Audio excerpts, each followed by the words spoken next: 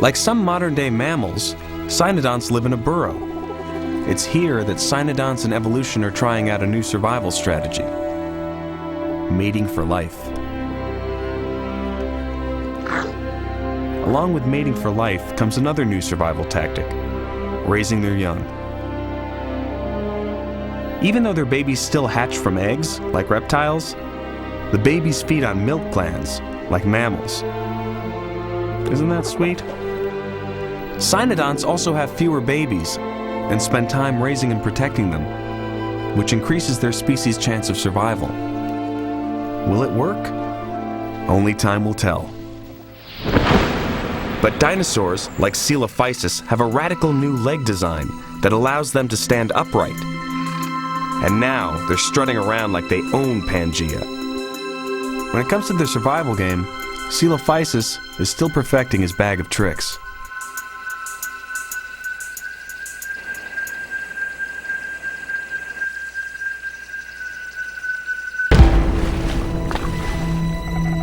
And after that long neck strikes like a snake, his jaw full of teeth closes the deal.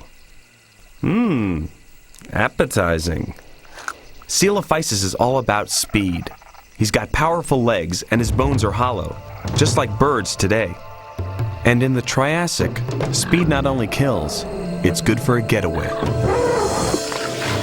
Like when a Postosuchus shows up. Postosuchus. She's 20 feet long, weighs 2,000 pounds, and she's the Triassic's top predator.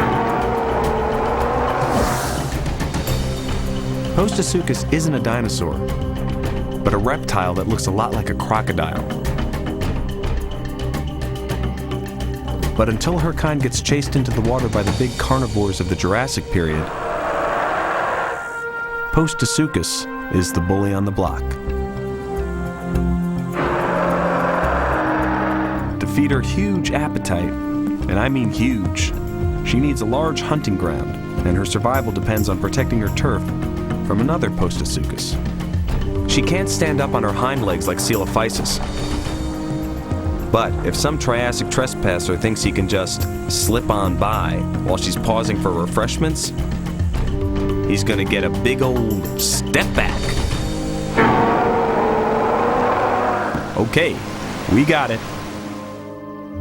As the dry season begins, food becomes scarce, and the skill to kill is what will separate the survivors from the snacks. In the intense heat of the dry season, even the trees and plants have to compete for the precious little water in the ground. Less water means fewer plants, and fewer plants mean less food for the grazing Placerius herd.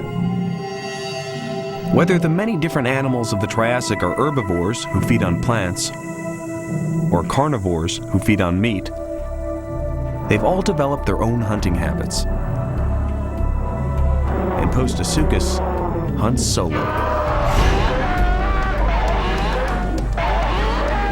The Postosuchus gets a piece of the Placerius, but it scrambles away. Members of the herd try to look tough, but they've got no choice but to turn tail and run. If you can call that running. With the combination of their weight and their old-style leg design, these reptiles aren't breaking any speed limits. And Postosuchus isn't exactly a speed demon either, but she moves fast enough to keep pace with the herd. But what's this? The wounded Placerius can't go on. Looks like the world's slowest race is coming to a close. For Postosuchus, slow and steady wins the race, and a much-needed meal. For Placerius, it's a sign of things to come. By the end of the Triassic, they'll be totally extinct. Okay now, no gloating. Meanwhile, our early dinosaur is tired of eating fish and is looking to score some Placerius steak.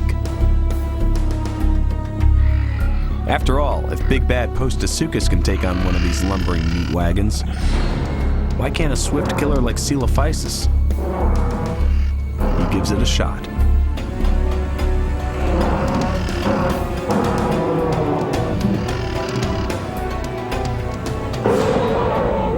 That's this reptile's way of saying, I'm not extinct yet, pal, so back off.